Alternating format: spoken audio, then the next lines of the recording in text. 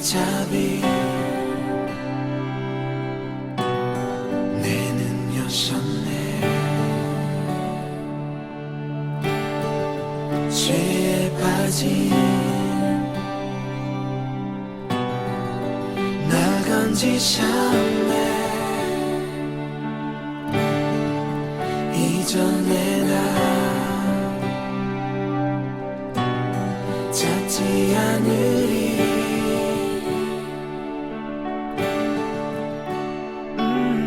예수 내 모든 것.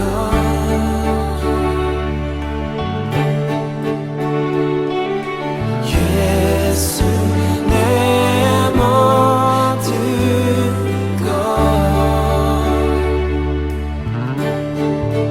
내가 그리스도와 함께 십자가에 못 박혔으니 나 사는 것 아니요 주께서 삶이라.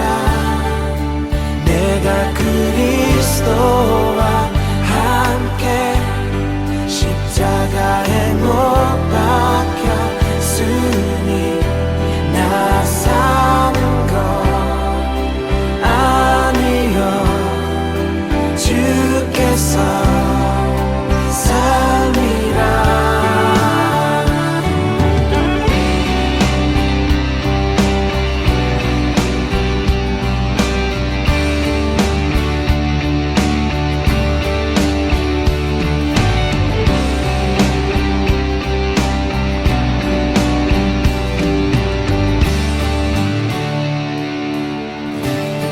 내 죄 지르신 주의 십자가 주의 영광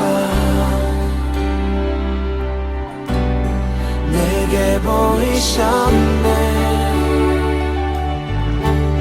십자가 지고 예수 따르리.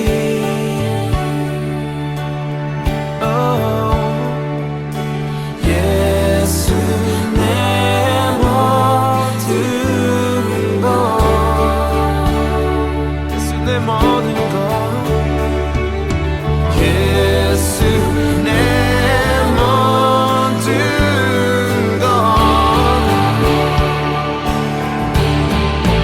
내가 그리스도와 함께 십자가에 못 박혔으니 나 사는 것 아니요 주께서 삶이라. 내가 그리스도와 함께 십자가에 못. 제2장. 형제들아, 내가 너희에게 나아가 하나님의 증거를 전할 때 말과 지혜의 아름다운 것으로 아니하였나니 내가 너희 중에서 예수 그리스도와 그가 십자가에 못 박히신 것 외에는 아무것도 알지 아니하기로 작정하였습니다. 내가 너희 가운데 거할 때 약하고 두려워하고 심히 떨었노라. 내 말과 내 전도함이 설득력 있는 지혜 말로 하지 아니하고 다만 성령의 나타나심과 능력으로 하여 너희 믿음이 사람의 지혜에 있지 아니하고 다만 하나님의 능력에 있게 하려 하였노라. 그러나 우리가 온전한 자들 중에서는 지혜를 말하노니 이는 이 세상의 지혜가 아니요 또 이 세상에서 없어질 통치자들의 지혜도 아니요 오직 은밀한 가운데 있는 하나님의 지혜를 말하는 것으로서 곧 감춰졌던 것인데 하나님이 우리의 영광을 위하여 만세전에 미리 정하신 것이라. 이 지혜는 이 세대 통치자들이 한 사람도 알지 못하였나니 만일 알았더라면 영광의 주를 십자가에 못 박지 아니하였으리라. 기록된 바 하나님이 자기를 사랑하는 자들을 위하여 예비하신 모든 것은 눈으로 보지 못하고 귀로 듣지 못하고 사람의 마음으로 생각하지도 못하였다 함과 같으리라. 5월 13일 수요일 6.19 온전한 기도에 오신 여러분을 환영합니다. 고린도전서는 바울이 2차 전도 여행 때 직접 개척한 교회로 바울과 고린도 교회는 영적 부모, 자녀 관계에 있습니다. 고린도전서는 에베소 사역을 마무리하던 시점에 기록되었습니다. 고린도전서의 마지막 장인 16장에서 바울은 다음과 같이 자신의 사역 일정을 밝혔습니다. 내가 오순절까지 에베소에 머물려 함은. 바울은 해당 서신을 쓸 때 오순절의 뜨거운 성령의 역사를 지나 이제 마음의 시선을 그 해 가을에 다가올 초막절에 두고 있습니다. 초막절은 하나님을 유일한 처소로 삼았던 안식의 절기입니다.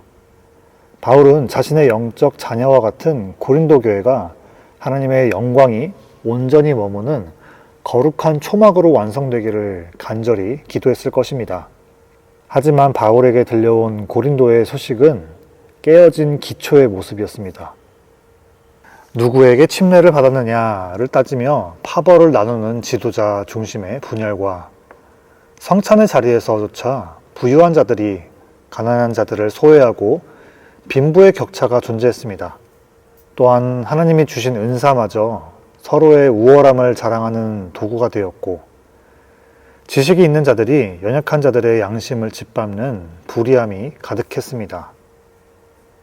바울은 이 분열의 온상들을 보면서 깨달았습니다. 고린도 교회는 하나님 나라의 기초인 의와 공의를 상실한 것입니다. 그들은 하나님의 의 대신 인간의 지혜를, 하나님의 공의 대신 자신의 기득권을 교회의 기초로 삼으려 했습니다. 그래서 바울은 이제 곧 다가올 초막절에 완성된 영성, 즉 하나님의 온전한 임재가 있는 교회가 되길 소망하면서 이 편지를 썼습니다. 교회의 진정한 완성은 화려한 인간의 지혜, 세상의 방법으로 성벽을 쌓는 것이 아닙니다. 자기를 비워 오직 하나님의 주권만이 다스리시는 온전한 처소가 되는 것입니다. 오늘 함께 묵상할 본문은 바울이 고린도 교회에 분열된 심령들을 향해 던지는 하나님 나라의 새 창조의 설계도입니다. 바울은 인간의 모든 불의한 자랑을 십자가라는 공의의 심판대 위에 못 박고 하나님을 사랑하는 자들에게만 허락되는 이 은밀한 지혜를 통해 고린도 교회를 다시 세우려 합니다. 오늘 이 말씀을 통해서 우리 안에 있는 세상을 향한 지혜를 내려놓고 하나님 나라의 기초 위에 서서 새 창조의 안식으로 나아가는 복된 시간이 되시기를 주님의 이름으로 축복합니다. 본문 1절부터 5절입니다. 바울은 고린도 교회의 화려한 기대를 정면으로 거부하면서 설교를 시작하고 있습니다.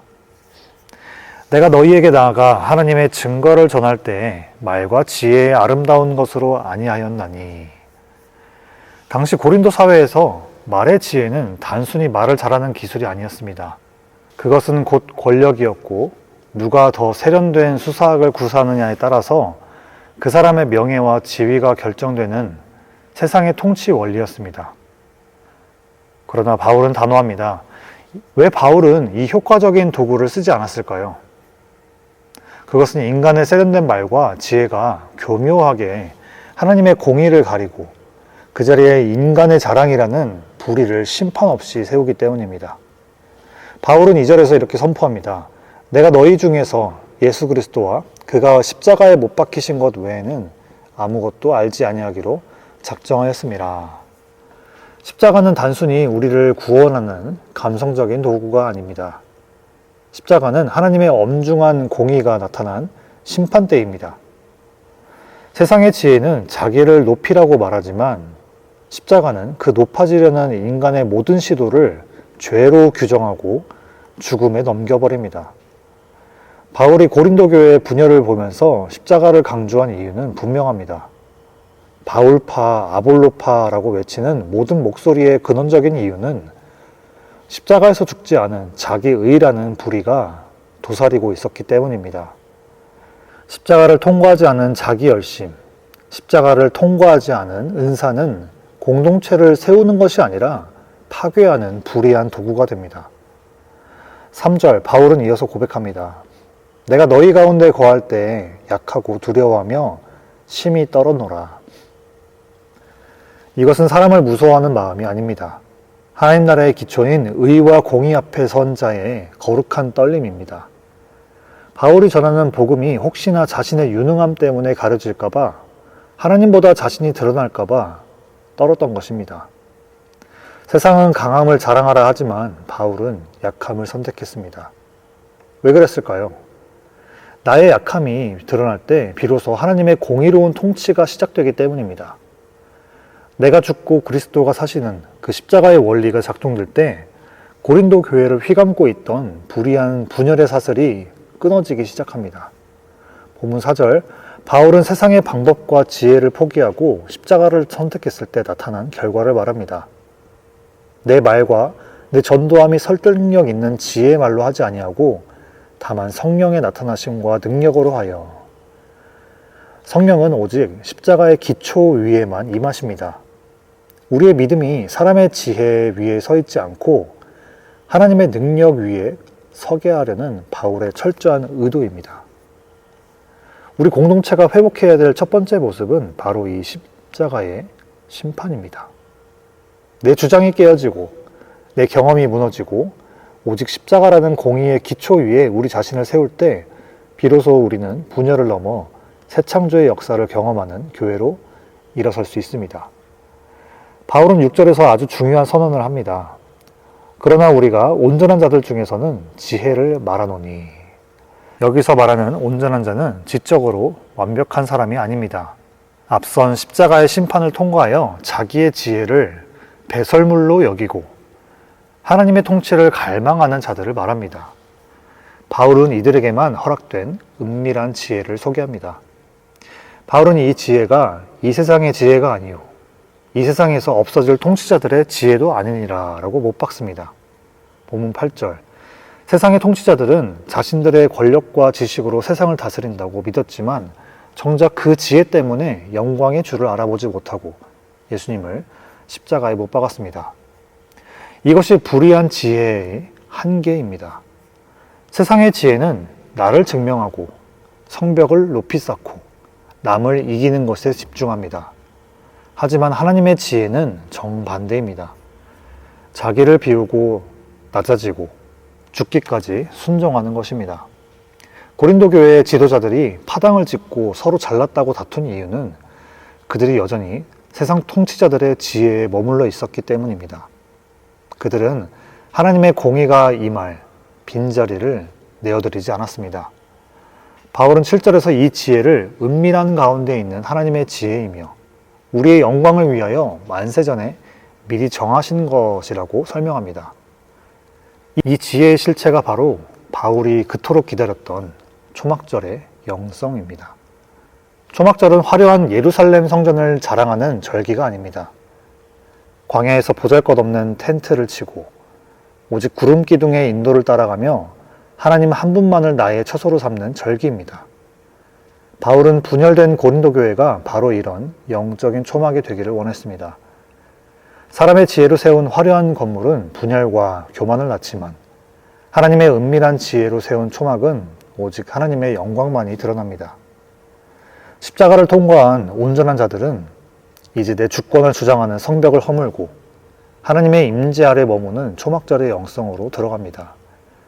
이것이 바로 죄를 경계하고 하나님의 거룩한 공의 앞에 선 공동체가 갖추어야 할 마땅한 모습입니다. 세상은 십자가를 수치라고 말하지만 하나님의 지혜를 아는 이들에게 십자가는 영광입니다. 십자가는 나를 죽이고 내 안에 하나님의 처소를 만드는 새 창조의 도구이기 때문입니다.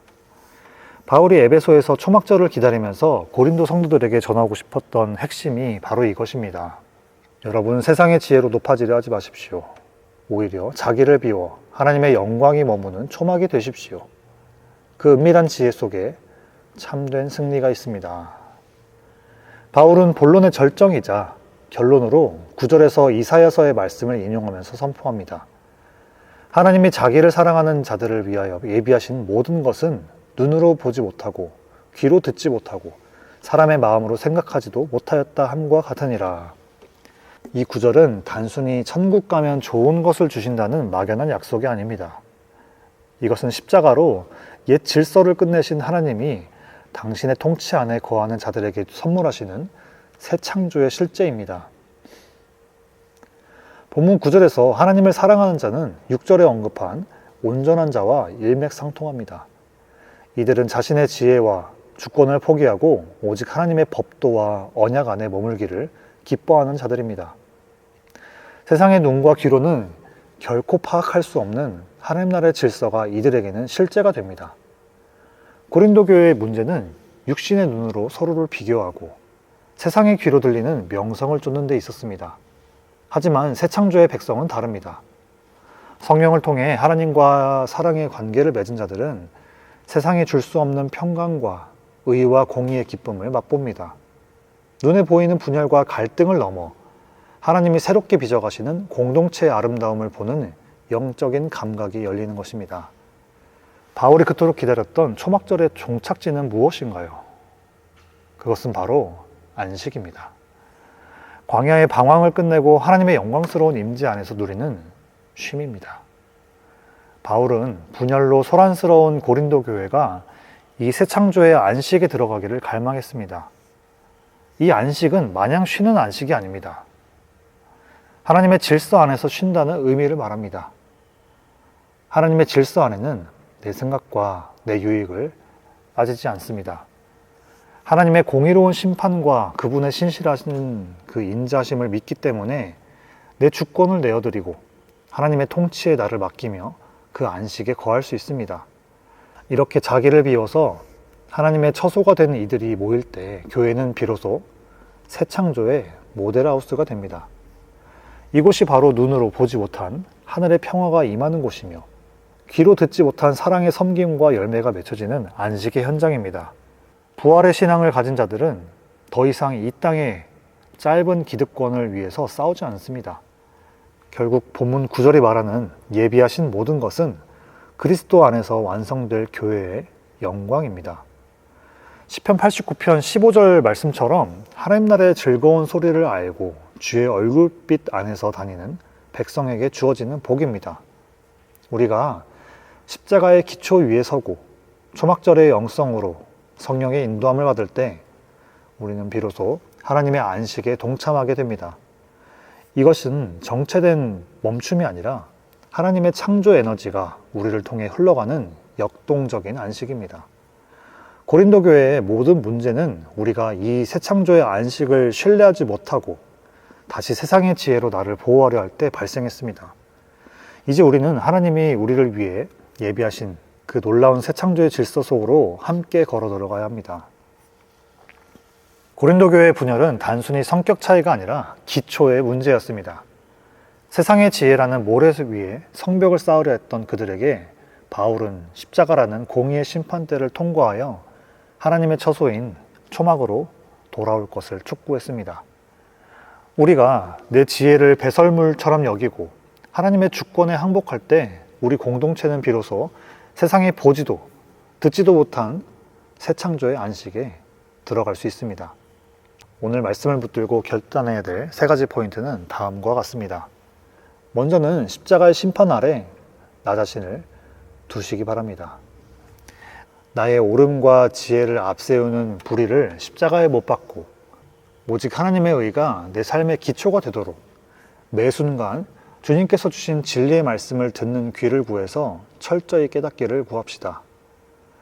두 번째로 초막절의 영성으로 지어져 가시기 바랍니다. 화려한 세상의 성벽을 쌓는 일은 허무와 공허라는 열매를 맺게 됩니다. 우리는 오직 성령의 구름 기둥 아래 머무는 가난한 심령이 되어서 하나님의 영광이 머무는 거룩한 처소가 되기를 힘써야 합니다. 마지막으로 새 창조의 안식을 신뢰하길 바랍니다. 내 힘으로 문제를 해결하려 애쓰기보다 하나님을 사랑하는 자들을 위해 예비된 새 창조의 질서를 신뢰하며 부활의 생명으로 공동체의 연합을 지켜내시길 바랍니다. 여러분, 우리가 십자가의 지혜를 선택할 때 세상은 우리를 미련하다라고 합니다. 그러나 그 미련해 보이는 길 끝에 모든 만물의 창조주이자 구원자, 주권자이신 하나님의 모든 충만함이 기다리고 있습니다. 이 길 위에서 여러분은 혼자가 아닙니다. 성령 하나님께서 우리와 함께하고 계시며 눈으로 보지 못한 영광의 길로 우리를 인도하고 계십니다. 시편 89편의 약속처럼 이제 주의 얼굴빛 안에서 당당히 걸읍시다. 이 시대의 모든 교회들이, 특별히 우리 교회와 하나님의 성전이 되신 모든 분들이 십자가로 세워진 새 창조의 모델하우스가 되어서 이 땅에서 참된 안식의 소망을 전하는 복된 교회가 되기를 예수님의 이름으로 간절히 축원합니다. 기도로 말씀을 마치겠습니다. 참 진리이시며 참 생명이신 주님, 오늘 고린도 교회를 향한 바울의 편지를 통해 우리 자신과 교회를 돌아볼 수 있게 하심에 감사합니다. 예수님을 만났지만 우리는 연약해서 세상의 소리와 방법에 마음이 빼앗겼음을 회개합니다. 바울의 고백과 같이 성령의 나타나심과 능력으로 살게 하시고 우리가 하나님을 사랑하는 온전한 자가 되어서 예수님과 십자가의 능력을 전하는 모두가 되게 하여 주시옵소서. 교회를 위해서 기도합니다. 교회에 세우신 모든 리더십들의 영육간에 강건케 하시고 오늘 토요일부터 진행되는 창립기념 행사에 하나님께서 함께 하셔서 말씀을 선포하시는 목사님께 성령 충만케 하시고 말씀을 듣고 행사에 참여하는 모든 이들이 주님 안에서 한 마음을 갖게 하시고 이 시대와 지역을 향한 하나님의 뜻에 온전히 따르게 하여 주시옵소서. 또한 안수집사로 세워지는 한어부의 박일권 집사님과 가정, 영어부 문창곤 집사님과 가정에 축복하셔서 앞으로 맡기실 사역들 겸손과 성실, 정직으로 행하게 하시고 두 집사님들과 가정을 통하여서 주님과 교회를 사랑하는 데 부족함 없이 쓰임받고 좋은 신앙의 모델이 되는 집사님들 그리고 가정이 될 수 있도록 축복하여 주시옵소서. 교회 환우들의 모든 회복의 과정에 개입하시고 회복시켜 주시고 필요한 모든 것들을 채워주시고 그들을 병간호하는 가족들에게도 세임하러 가여 주시옵소서. 세계와 열방에 터전을 잃어 삶의 소망을 잃은 많은 이들을 불쌍히 여기시고 모든 나라와 열방에 하나님의 공의와 긍휼이 함께 나타나 회복의 역사를 경험케 하시고 각지에 세우신 선교사님들 통해서 주께 돌아오는 이들이 있도록 하여 주시고 선교사님들 개인과 가정, 사역에 하나님의 보호하심과 채우심을 허락하여 주시옵소서. 오늘도 새 일을 행하실 주님을 기대합니다.